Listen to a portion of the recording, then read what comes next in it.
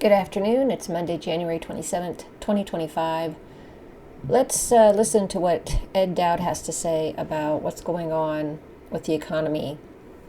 I talked about this a month or so ago. I did a video on it regarding Ed Dowd. He was on the Jimmy Dore show at the time. But now I'm going to share a more updated information for you on the economy. And this aired 5 days ago, so this is the Daniela Cambone show. I admit I've never heard of it, but I found him here, and it's a newer video, so I'm going to play it now. Yeah, just a quick background notes on Edward for those not familiar with him. He worked closely as an advisor on RFK's campaign, and he's a founding partner with Finance Technologies, which has just issued this very, very terrifying report. Edward, I want to obviously get your feelings as to why you think we're heading into a dangerous recession, a financial crisis worse than 2008 is what you call it. But first, no shortage of breaking news here. I know you've been following it as have I. All the executive orders being signed by new President Trump. Is there one that you feel could really have an impact here? In terms of the U.S. economy, the impact is shutting down immigration. That's been the elephant in the room for the last 2 years. It's been an economic variable that a lot of people haven't focused on.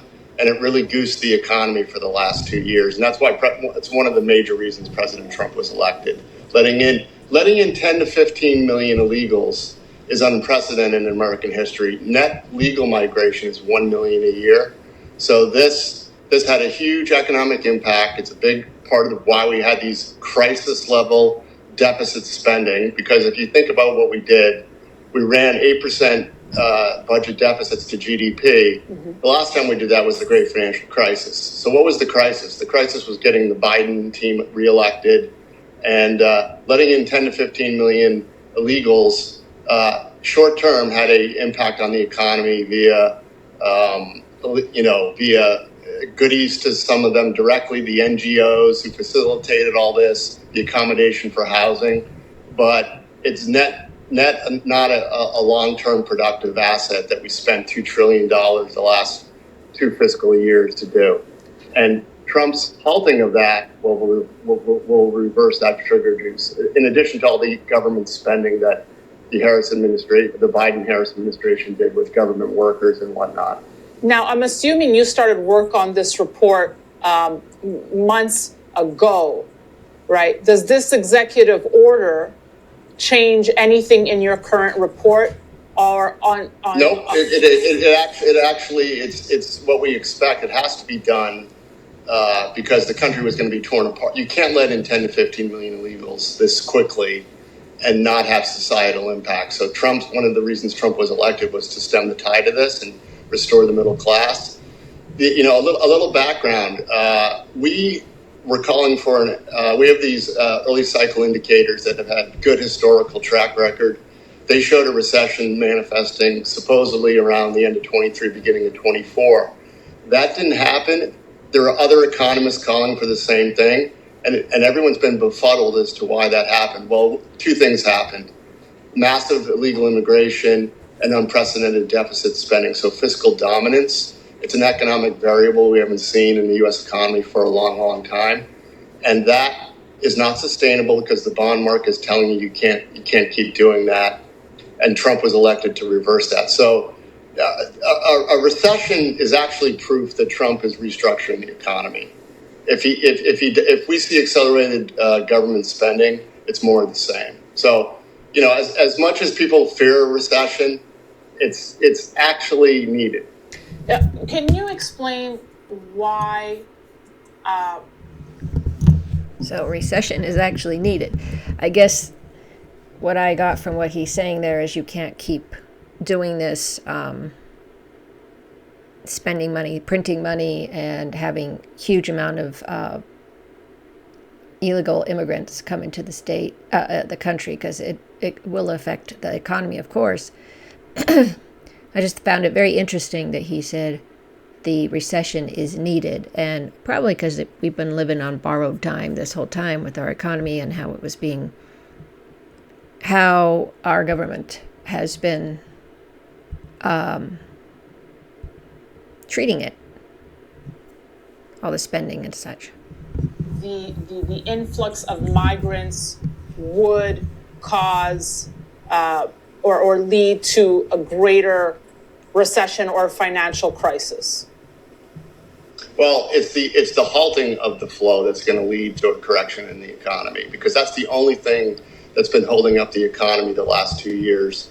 If you look at PMI and industrial capacity utilization, which is usually a good indication of economic activity, it's not good. So it's been befuddling economists why the GDP prints have been so strong. There's obviously government spending that's helping the GDP. There's been a lot of discussion about the payroll numbers. We had an 850,000 payroll revision in September, down. We're going to get another revision down in February. So, the real wages for the American worker were -2% heading into this election. That happened in 1980 with Ronald Reagan. Then we had a recession. We had a recession in 92 with Bill Clinton, and we had real wages of -2%, and that's why he was elected. So Trump has a mandate. Trump has to restructure the economy away from fiscal dominance, illegal immigrants, towards manufacturing, tax cuts, deregulation, and there's going to be a hiccup in the economy. The housing market, in our report, we examine the housing market.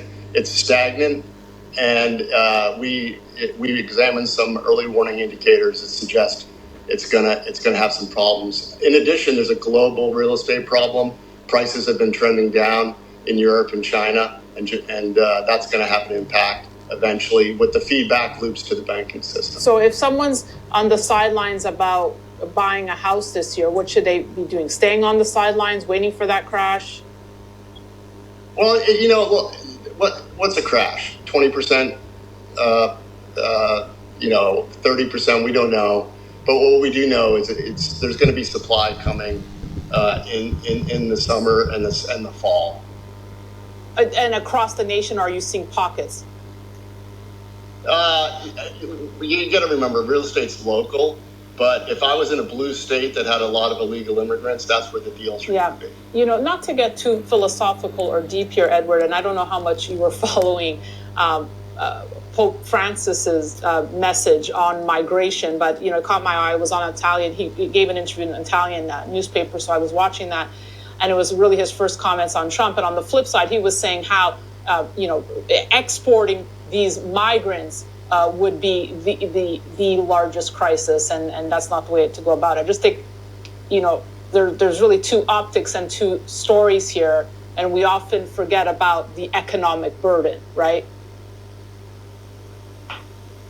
Yeah, I mean, I don't know what Pope Francis said, but I mean, anybody who is on the more progressive side, which Pope Francis is, are going to pull at the heartstrings. The problem with letting in people this quickly and this large amount of it is societally a problem. Net legal migration is 1 million a year. We can handle that. We can't handle 10 to 15 million. We didn't know who came in. A lot of them weren't vetted. There's a problem. Makes sense. I want to also, before we move on from the executive orders, just want to get your thoughts on this, because I thought of you with the pulling out from the World Health Organization and the Paris Accords. Comments on those report here. And I understand people have to get the report to really get the nitty gritty of it all. But I'd love to just get your the groundwork or the play-by-play of how you think this rolls out, because I know a big part of your thesis is the stock market right now, if we're looking at it, Edward, is not showing any signs that we're heading into this despair that you speak of. Why is it not telling us the reality of the situation? Why is there such a disconnect?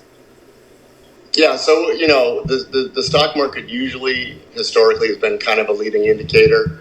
There's a case to be made that that's no longer the case. That 95% of all trading volume every day is passives or algorithmic trading. Back when I was during the 2008 2009 crisis, 75% of the trading volume was fundamental investors. So a lot of the stock market reacts to headline news, and the economic news has been good, but that's going to change under the Trump administration. We didn't do the work, but there was a report called the QCEW, which is the quarterly census of earnings and wages. That's the reality of the non-farm payrolls. The non-farm payrolls are estimates, and then the book report comes out lagged. During my whole career, we've never cared about that report, but some other people did some work, and there's an interesting chart that shows the difference between the two series, which are done by the same government agency, the Bureau of Labor Statistics, had a 7 sigma deviation in the last QCEW, which was June. And that's a 7 sigma standard deviation to the downside, indicates that the BLS was either bureaucratically incompetent or it was fraud, or a combination of the two. So the payroll numbers are wrong. The QCEW drove the BEA, the Bureau of Economic Analysis, to start to revise down income accounts. The GDP we saw in Q3 will probably be revised down historically. And in February, another QCEW is coming out, and that will cause further revision. So we've never cared about the book report because the series over time is close, but it hasn't been close the last year and a half. Do you think it was fraud, or they're just incompetent? Yeah, look, I don't know. I'm not in the room. Me being an analyst, I think it's a combination of bureaucratic incompetence and fraud. But it doesn't matter. A 7 sigma deviation is all you need to know. Okay, let me ask you this though, Edward, because we all know Trump has proven one thing: he's a media master. He doesn't want negative headlines, especially when it comes to the economy. So why don't you think at all costs he will do anything to keep anything propped up here? Well, you have to assume he's going to continue the bureaucratic incompetence. And if he does, eventually the truth will come out. So I don't think it behooves him to hide what's coming. It won't be his fault. But if we don't get kind of a reset in asset prices, then that's probably because the government's accelerating spending, because you need credit creation. The only game in town right now is the government. If you look at other credit creation vehicles like credit cards and banks, they're decreasing credit. Ally Financial recently just got out of the mortgage business because there's no selling activity. They're selling their credit card business. So credit creation is the lifeblood of the economy, and it's going the wrong way in the private sector. And he's promised to cut government spending and take care of the immigration problem. So that by itself would slow slow the headline numbers. The real economy is already in trouble, as evidenced by -2% real wages. The employment survey, the household survey, and the establishment survey are different. There's a reason they're different, because actual U.S. citizens aren't getting jobs. Right. So how do you think he's going to spin that? Hold on, I have to make a comment on that. Yes, what he said there, the actual, citizens aren't getting jobs, and boy, I can totally understand that. As I said, my son's friend Alex, who lives with us, he's still trying to get a job. And then my older son Nicholas, he has 3 friends in their, they're around the same age as him. So 25, 24, 26, around there. And all 3 of them are struggling to get a job. And one of them, has a bachelor's degree in accounting, but he can't seem to get an accounting job. Every time he interviews for one, if one actually comes up, it's been so hard for him. And so the other 2, they're having problems. It's just been really hard. It's interesting because I watched an interview. I can't remember who was interviewing this person for some reason. I can't remember, but it was a January 6th man that was obviously one of the 1,500 that was pardoned, although he never went to jail. He was doing probation, community service, that kind of thing, because he walked inside the open doors. The police let them in. He walked inside and was in for 6 seconds and then left because he said, "Are we supposed to, you're letting us in?" And then the police said, "Oh yeah, if you want to come in." He thought there was something weird going on there. He didn't trust it, so he left.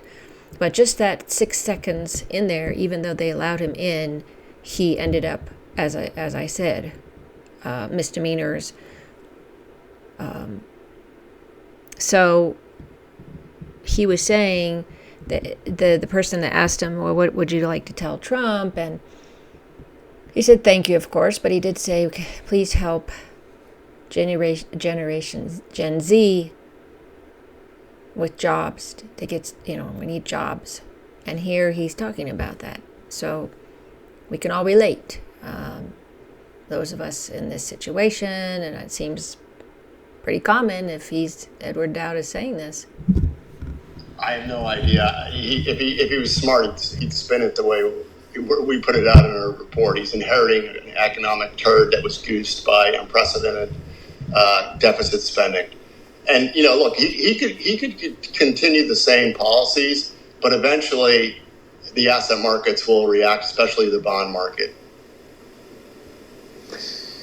I mean, it's really interesting. So you're basically okay. So this, my other question is, when I know you will say the crack's already there, but when do regular folks, maybe not paying attention on the day-to-day, start feeling the pain? Well, this report is for institutional investors, high net worth individuals, and family offices. It's not cheap. And so far, those who are buying it are mostly real estate professionals because they're probably already seeing it. The public market people think everything's hunky-dory and fine. This report will probably take off after asset prices start falling. Mm-hmm. That's how this works psychologically. Yeah. Right. But right now, it's mostly real estate executives buying our report, which is very that we didn't when we launched this report on the 9th. We said, "Oh, I wonder who buys this." Mostly real estate professionals, and that's likely because they're seeing it. Now, what happens if they ramp up the printing press? Can that save the day? Well, when you say printing press, you need government spending, so you can't. The Fed can print money, but unless it's spent, it doesn't do anything. So the Fed printed money during COVID, then the government gave it out. So it adds to the national debt. People have to remember, when the Fed prints, it adds to the national debt. And they don't print just for the heck of it. Right now, people have to understand, why did the Fed decide to lower interest rates in September? People think it was to help the Biden administration. It was not. They started to see cracks in the employment numbers. They even called out that there was a question about the payroll, the payroll numbers. They see the QCEW as well. So they started lowering. They've lowered about 100 basis points. It's still, they're still behind the curve. Real interest rates are around 1.5% to 2%, which indicate tight monetary conditions. If you look at monetary aggregates across the globe, M2 is declining. That usually doesn't bode well eventually for the real economy.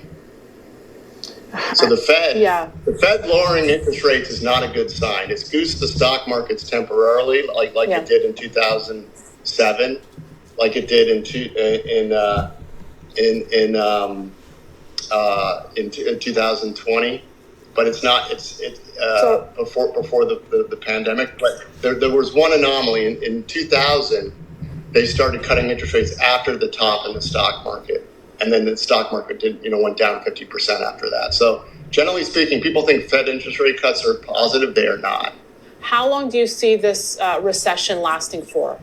A year, 2 years? Well, it all depends on it depends on President Trump's policies, because if he deregulates quickly, if his first 100 days are successful, this could be a short, brief recession. Okay. If there's any policy missteps, there's going to be problems. The thing that has us concerned is that this is global. There's a global real estate problem, and if you look at the economies of Germany and Japan, they're not doing well. Their stock markets continue to float, but that eventually corrects itself. Yeah, Germany is in a disastrous situation. So that said, what's the game plan, Edward?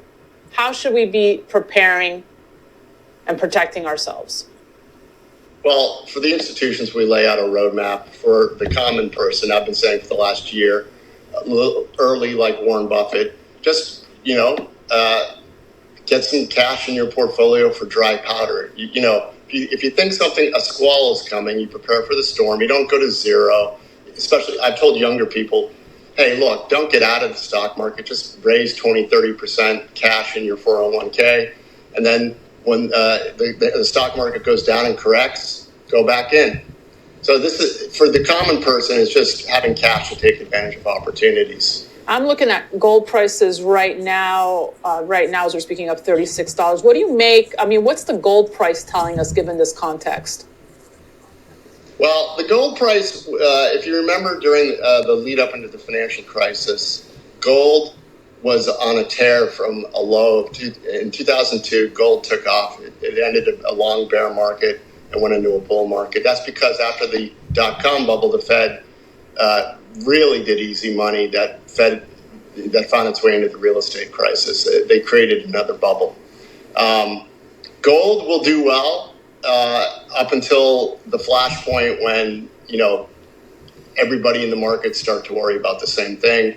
Gold will go down temporarily, like it did in 2008, 2009, but it's a long-term buy because what we see is once the short deflationary pressures come and there's a recession, there will be a policy response by the central banks and a fiscal response. So there'll be a short deflationary period, then inflation. So we have this roller coaster, brief periods of deflation followed by inflation. And so we expect all the policy moves will create another round of inflation again. It's not pretty. It's like the 1970s, right, all over again. Edward, where can folks find out more about your report? Financetechnologies.com, spelled with a PH. Yep. At the top of our homepage is a link to the product page. Out tomorrow. We stopped talking about the drones, but I know you were covering it and watching it. Is it still a red alert flag that we should be eyeing? What was your take on that? Well, I made a couple comments. I ignored it because I felt like it was a distraction before the inauguration. Yeah. It felt like a government psyop to me, quite honestly. The fact that the government wouldn't tell us anything was a red flag from the beginning. Even Trump commented on it as well. Look, I've joked that if you see the aliens, quote unquote, the aliens coming, that would set off a global level of fiscal government spending, the likes of which we've never seen, which is kind of what we need to save the current credit system. No, I don't believe in aliens, Ed, but whatever. So let's go on to the last part, the tariffs. Well, tariffs coming for Mexico, Canada, February 1st, are those a distraction, just part of the art of the deal? Or do you think he's dead set on those 25% tariffs? I think if you saw what futures did last night when he announced them, they dropped immediately. There was a big sell-off, but then they came back. The market's up a little bit today. I think the market's figured out that Trump, and a lot of people on Wall Street I talked to, it's a negotiating tool, and it's not anything to worry about until it's actually signed. So I think he starts off with the art of the deal, like the big hammer, starts with the hammer, and then you negotiate to something else. So I think the market's figured this out, and I don't think we're going to see huge trade wars until the recession manifests, and there'll be more trade wars. But right now, I think this is just the art of the deal. Edward Dowd, thank you so much for joining us. We'll see you soon. Well, I hope what he said was helpful to you as far as what to expect coming. Everybody's been talking about this recession coming. So just about any economic advisor has been saying this. But interesting on why the recession is going to come and what Trump will do that basically sounds like it'll hurry up the recession, but according to Dowd, that's a good thing. And depending on how long it lasts or whatever is, as he said, is Trump's policies. So we will see. We'll keep an eye out for that. Thanks for watching. Please follow my channel, like my videos, share my channel. And until next time.